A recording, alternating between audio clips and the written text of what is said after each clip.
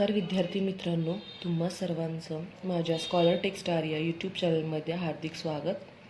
आज आपण पाहणार आहोत प्रज्ञाशोध सामान्य ज्ञान परीक्षा इयत्ता पहिली सर्व प्रश्नपत्रिका. परीक्षेला एकूण 150 गुण असतात. या परीक्षेमध्ये एकूण गुण 150 असतात. वेळ असतो 1 तास 30 मिनिटे, म्हणजे 1.5 तासाचा वेळ असतो प्रश्नपत्रिका सोडवण्यासाठी. या प्रश्नपत्रिकेमध्ये आपणाला उत्तरपत्रिका ही ऑप्शनल असते, म्हणजे ऑप्शन दिलेले असतात, पर्याय दिलेले असतात. त्या पर्यायाला योग्य पर्यायाला आपल्याला अशा प्रकारे गोल करायचा असतो. पूर्ण हा सर्कल रंगवायचा असतो की जो निळ्या किंवा काळ्या पेनाने रंगवायचा असतो. ही योग्य पद्धत आहे. अयोग्य पद्धत अशी म्हणजे थोडासा डॉट म्हणा किंवा अर्धवट गोल रंगवायचा नाही, ही योग्य पद्धत आहे. अशा प्रकारे आपल्याला हा पर्यायाचा क्रमांक रंगवायचा आहे. चला तर मग सुरुवात करूयात प्रश्नपत्रिका सोडवायला. आपण मराठी विषयाची प्रश्नपत्रिका सोडवणार आहोत. प्रश्न क्रमांक 1 व 2 साठी सूचना. खालील कविता वाचून त्या खालील प्रश्नांची उत्तरे पर्यायातून शोधा. कविता काय आहेत ते पाहूयात. ये रे पावसा गाऊ तुझी गाणी, मासोळीला हवे एका तळेभर पाणी. ये रे पावसा गाऊ तुझी गाणी, झाडांना पंख हवे मोर पिसावानी. ये रे पावसा गाऊ तुझी गाणी, काळे निळे ढग तुझे मोहक सर्वाहुनी. ये रे पावसा गाऊ तुझी गाणी, हिरवा हिरवा शालू घेईल वन राणी. बघा, पाऊस पडल्यानंतर वातावरणामध्ये काय काय बदल होत आहेत यावरची कविता आहे. कविता काळजीपूर्वक सर्व मुलांनी वाचायची आहे. कविता वाचल्यानंतर कविता कशावर आधारित आहे हे समजून घ्यायचं आहे आणि नंतरच प्रश्नपत्रिका सोडवायला सुरुवात करायची आहे. प्रश्न क्रमांक 1. कवी कोणाचे गाणे गाणार आहे? बघा, ये रे पावसा गाऊ तुझी गाणी म्हणजेच पावसाचं गाणं गाणार आहे कवी. म्हणून आधी सुरुवातीला सगळे पर्याय व्यवस्थित काळजीपूर्वक वाचायचे, प्रश्न समजून घ्यायचा, कवितेमध्ये उत्तर शोधायचं आणि योग्य पर्यायाला उत्तरपत्रिकेमधील क्रमांकाला गोल करायचं आहे. पर्याय क्रमांक 2 हे उत्तर आपलं बरोबर येणार आहे. पुढील प्रश्न क्रमांक 2. झाडांना कोणासारखे पंख हवे आहेत? बघा, झाडांना कोणासारखे पंख हवे आहे? इथं बघा लिहिलेलं आहे, गाऊ तुझी गाणी, झाडांना पंख हवे मोर पिसावानी. म्हणजे मोरासारखे, मासोळीसारखे, चिमणीसारखे का बदकासारखे? तर झाडांना मोरासारखे पंख हवेत, म्हणून पर्याय क्रमांक 1 हे उत्तर आपलं बरोबर येणार आहे. पुढील प्रश्न क्रमांक 3 व 4 साठी सूचना. खालील संवाद वाचून त्या खालील प्रश्नांच्या योग्य उत्तराचा पर्याय शोधा. संवाद वाचनावर ज्यावेळी प्रश्न येतात त्यावेळी संवाद हा व्यवस्थित काळजीपूर्वक वाचायचा आहे, समजून घ्यायचा आहे की या संवादामध्ये किती जणांनी भाग घेतलेला आहे, किती जणांमध्ये हा संवाद झालेला आहे, त्याचप्रमाणे कुठे झालेला आहे, त्या संवादाचं ठिकाण कुठे आहे ते समजून घ्यायचं आहे. बोट ठेवून ही कविता म्हणा किंवा हा संवाद म्हणा, बोट ठेवूनच मुलांनी वाचायचं आहे. इयत्ता पहिलीची मुलं वयाने लहान आहेत, त्यामुळे थोडंसं गोंधळ उडवू शकतो त्यांचा, पण अतिशय शांततेने, शांत मनाने प्रश्नपत्रिका सोडवायची आहे. संवाद वाचूयात. यमू, गुरुजी ते भिरभिर किती छान फिरते ना. गुरुजी, हो ना. यमू, कशामुळे फिरते भिरभिर? गुरुजी, वाऱ्यामुळे. हो, वाऱ्यात शक्ती असते, माणसानं तिचा खूप उपयोग करून घेतला आहे. यमू म्हणतो, कुठे? गुरुजी, तू शिळाचं जहाज पाहिलंस ना. यमू म्हणतो, हो. गुरुजी, त्याच्या शिळात वारा भरला की जहाज पुढे पुढे जातं. बघा, गुरुजी आणि यमूमधला हा संवाद आहे. प्रश्न पाहूयात आपण. प्रश्न क्रमांक 3. वरील संवाद कोणाकोणामध्ये झाला? तर इथं स्पष्ट समजते आपल्याला की वरील संवाद हा गुरुजी आणि यमूमध्ये झाला. बघा, गुरुजी आणि यमूमध्ये झाला, म्हणजेच पर्याय क्रमांक 2 हे उत्तर आपलं बरोबर येणार आहे. प्रश्न क्रमांक 4. भिरभिर कोणाच्या शक्तीमुळे फिरते? इथं ज्यावेळी यमू विचारतो की भिरभिर कशामुळे फिरते, त्यावेळी गुरुजी काय म्हणतात की वाऱ्यामुळे. बघा, म्हणून पर्याय वाचूयात आपण. वीज, ढग, पाण आणि वारा म्हणजेच वारा. पर्याय क्रमांक 4 हे उत्तर आपलं बरोबर येणार आहे. पुढील प्रश्न क्रमांक 5. खालीलपैकी मुख्य ऋतू कोणता नाही? बघा, मुख्य ऋतू कोणता नाही. पर्याय वाचूयात आपण. पिवळा, पावसाळा, उन्हाळा आणि हिवाळा. आपल्या सर्वांना माहिती आहेत की आपले 3 ऋतू असतात, मुख्य 3 ऋतू असतात. पावसाळा, हिवाळा, उन्हाळा. पिवळा हा रंगाचं नाव आहे. आपणाला ऋतू कोणता नाही, तर पिवळा. पर्याय क्रमांक 1 हे उत्तर आपलं बरोबर येणार आहे.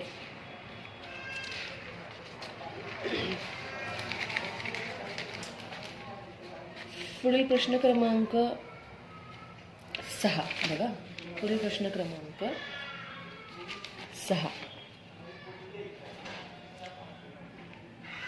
न, का, दूर, दा या अक्षरांपासून तयार होणाऱ्या अर्थपूर्ण शब्दाचे मधोमध येणारे अक्षर कोणते?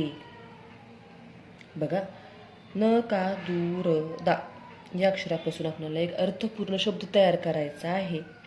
तर कोणता शब्द तयार होतो ते आपण पाहूयात. बघा,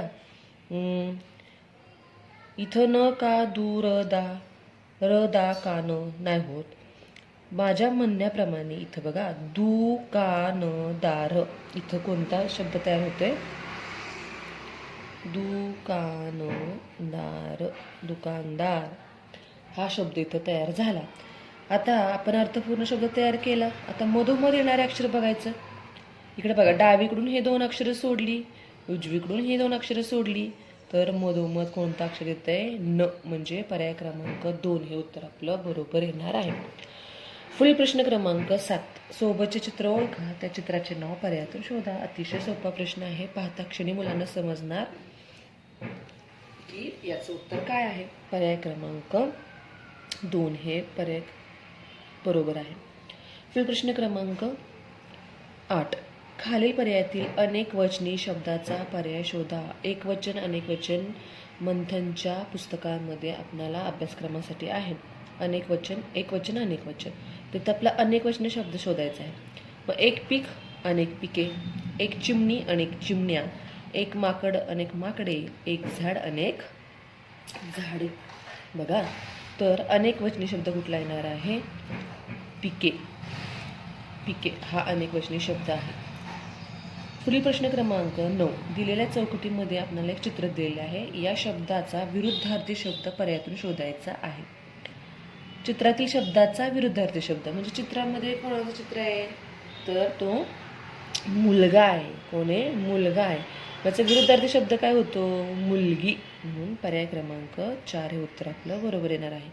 पुढील प्रश्न क्रमांक 10. पक्ष्यांच्या समूहाला काय म्हणतात? समूहदर्शक शब्दावर आधारित हा प्रश्न आहे. आपण सर्व मुलांनी पाठ केलेले आहेत समूहदर्शक शब्द. पक्ष्यांचा थवा असतो. काय असतो? पक्ष्यांचा थवा. पर्याय क्रमांक 2 हे उत्तर आपलं बरोबर येणार आहे. बघा, पुढील प्रश्न क्रमांक 11. चित्रातील घर कोणत्या प्राण्याचे आहे ते पर्यायातून शोधा. चित्रातील घर कोणाचे आहे? अशा घरामध्ये कोण राहतं?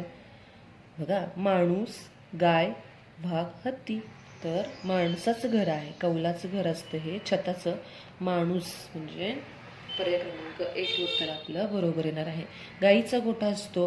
वाघ गुहेत राहतो. हत्तीचा अंबारखाना किंवा हत्तीखाना. म्हणजे पर्याय क्रमांक 1 माणसाचं घर असतं. पुढील प्रश्न क्रमांक 12. रिकाम्या चौकटीत कोणती अक्षरे क्रमाने घातल्यास 2 अर्थपूर्ण शब्द तयार होतील?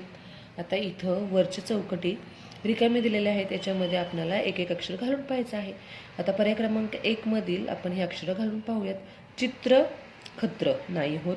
आपल्याला दोन्ही झाले पाहिजेत शब्द तयार. बघा, मत्र, पत्र नाही होत.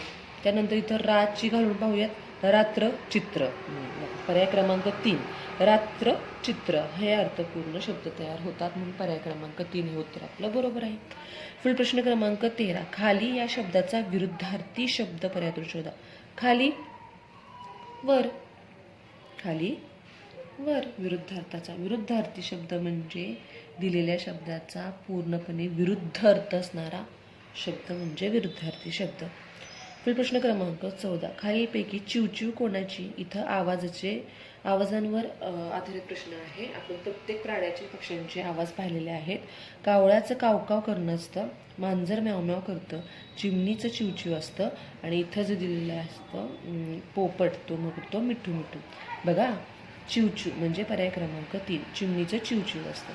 पुढील प्रश्न क्रमांक 15. खालील पर्यायातील शुद्ध शब्द कोणता? शुद्ध शब्द म्हणजे काना, मात्रा, उकार, आकार, वेलांटी सगळं व्यवस्थित आणि शुद्ध असणारा शब्द म्हणजे शुद्ध शब्द. बघा, पणती हा चुकीचा शब्द आहे, तर पणती असतं, ण बाणाचा असतो.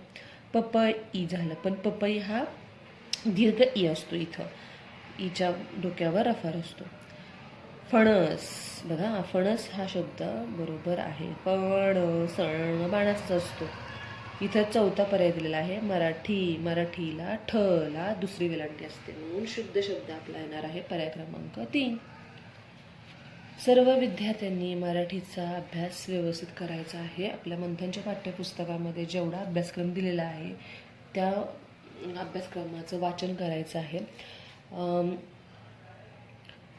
एकवचन, अनेकवचन, लिंगावर आधारित असणारे प्रश्न, समानार्थी शब्द, विरुद्धार्थी शब्द, समूहदर्शक शब्द, पिल्लूदर्शक शब्द, घरदर्शक शब्द, आवाज, ह्या सगळ्या गोष्टींचा अभ्यास करायचा आहे. उतारा वाचन व्यवस्थित करायचं आहे. रोज पाठ्यपुस्तकातील 1 ते 2 उतारे आपण वाचायचे आहेत. याने काय होणार आहे की मुलांचं वाचन सुधारणार आहे, वाचनाचं स्पीड वाढणार आहे, त्याचप्रमाणे लिखाण देखील सुधारायचं आहे. चला तर मग पुढील व्हिडिओमध्ये आपण पाहणार आहोत गणिताची प्रश्नपत्रिका. धन्यवाद.